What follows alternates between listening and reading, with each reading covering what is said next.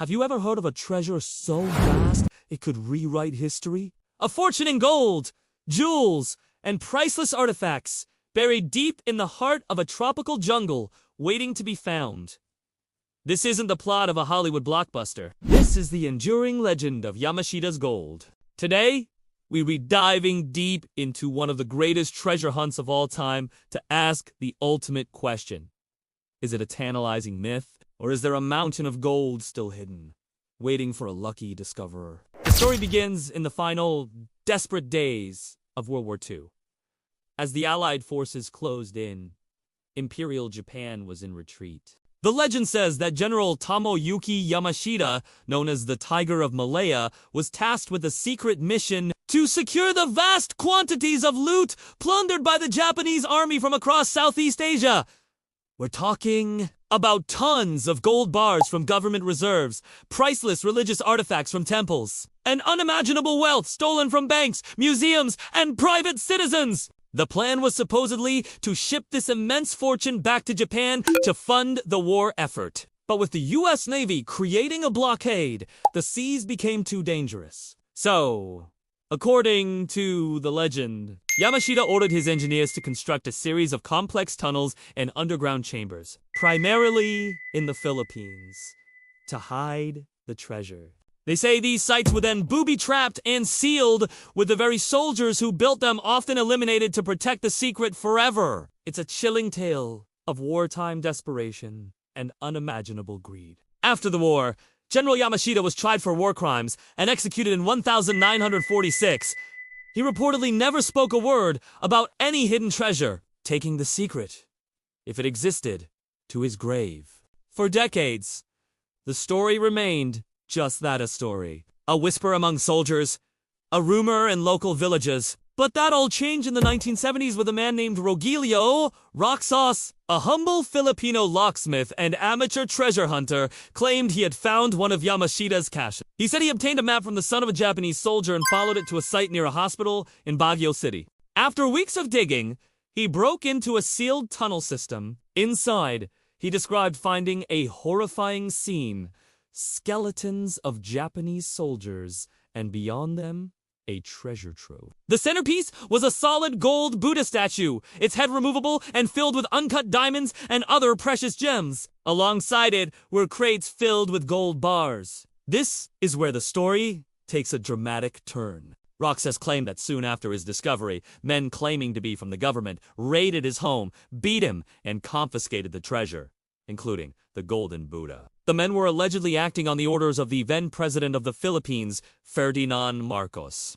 This event transformed the legend from a historical rumor into a modern-day conspiracy thriller. Roxas spent the rest of his life fighting in court to reclaim his find. In a landmark case in Hawaii, a court even ordered the Marcos estate to pay Roxas an astronomical sum in damages, effectively validating his claim in the eyes of the law. Unfortunately, Roxas passed away before he could see any of the money, and the bulk of the treasure he described has never been seen publicly again.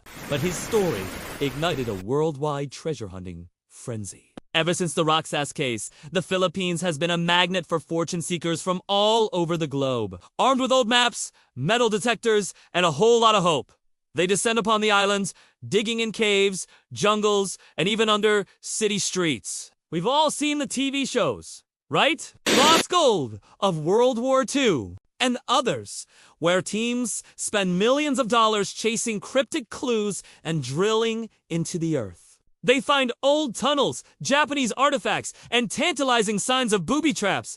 But so far, no one has publicly declared they've found the main hoard.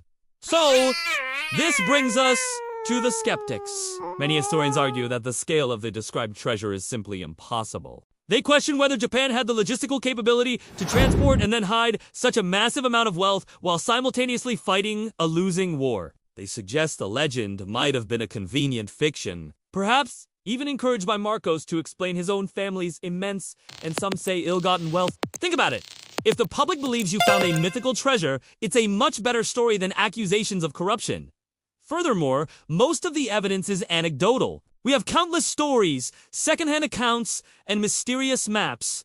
but very little concrete, verifiable proof. The tunnels that are found could simply be standard defensive bunkers built by the Japanese, not elaborate treasure vaults. Every discovery seems to lead to more questions, not answers. Is that pile of gold bars real?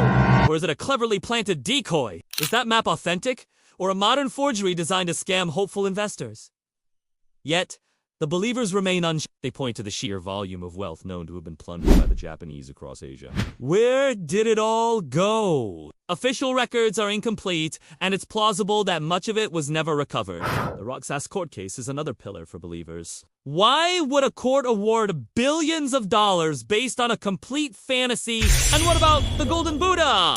It has become the holy grail of this entire legend. Its existence, if proven, would change everything. So, what's the verdict? Is Yamashita's Gold a myth, a wartime campfire story that got out of hand? Or is it a real, hidden fortune, a historical truth suppressed by conspiracies and greed? The honest answer is, we still don't know for sure. It's a fascinating blend of historical fact, courtroom drama, and pure adventure. The allure of the legend is that it could be true. The idea that a life-changing fortune is just a shovel strike away is a powerful motivator. Whether you're a skeptic or a believer, you have to admit it's one of the most compelling mysteries of the 20th century. A story of war, greed, and a treasure that continues to captivate the world.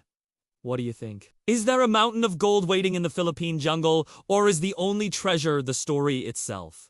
Let me know your theories in the comments below. Thanks so much for joining me on this treasure hunt today. If you enjoyed diving into this mystery, please hit that like button and subscribe for more adventures into the unknown. We'll see you in the next video.